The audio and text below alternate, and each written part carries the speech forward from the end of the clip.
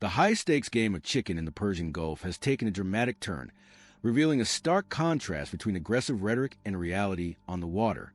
While the Trump administration's naval blockade was designed to project an image of absolute control over Iranian oil exports, recent events suggest that this ironclad policy is rapidly disintegrating. The collapse of the blockade is not just a tactical failure.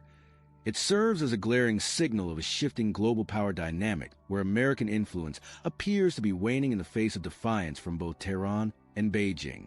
The first major blow to the blockade's credibility came with the brazen transit of the Rich Stari, a Chinese-owned tanker under U.S. sanctions.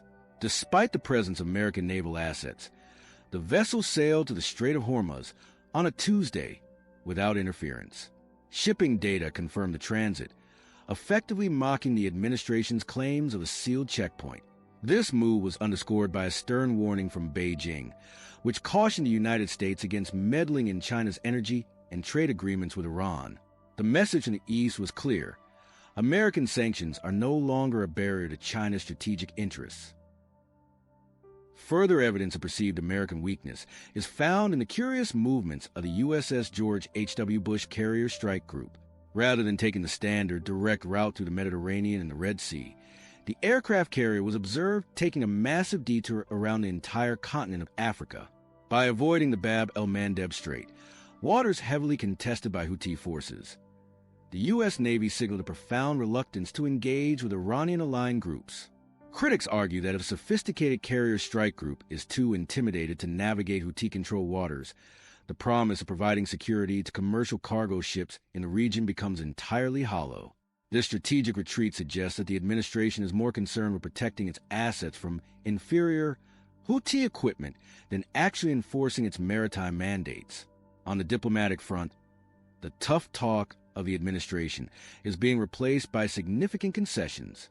Reports indicate that during negotiations in Islamabad, the U.S. moved from a position of zero enrichment to debating the timeline of Iranian nuclear capabilities.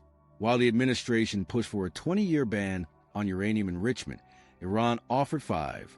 The critical takeaway is that the administration has already conceded the principle that Iran will eventually enrich uranium. The only remaining disagreement is the calendar. Furthermore, issues that were once non-negotiable, such as Iran's ballistic missile programs and the proliferation of Shahed drones, appear to have been dropped from the primary agenda. This shift mirrors the administration's previous handling of North Korea, where a policy of fire and fury eventually gave way to the quiet acceptance of a nuclear-armed state. The fallout of this perceived weakness is being felt across the global diplomatic landscape. Traditionally close U.S. allies are now looking toward China as a more stable and reliable partner.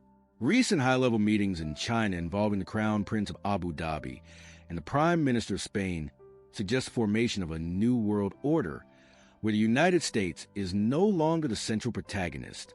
Xi Jinping has called for a more robust and comprehensive strategic partnership with the Arab world, filling the vacuum left by an American foreign policy that many international leaders view as erratic or bankrupt.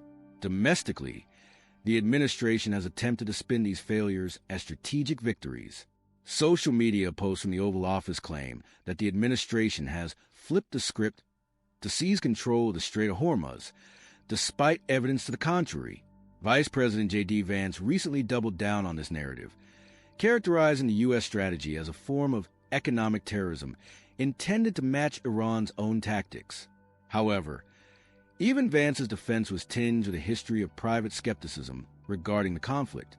As the administration continues to post defiant messages and old military academy photos to bolster its image, the international community continues to watch the Rich Stari and the detour of the George HW Bush as the true indicators of a blockade in freefall. In the theater of global politics, the gap between the administration's performance and the actual results has never been wider.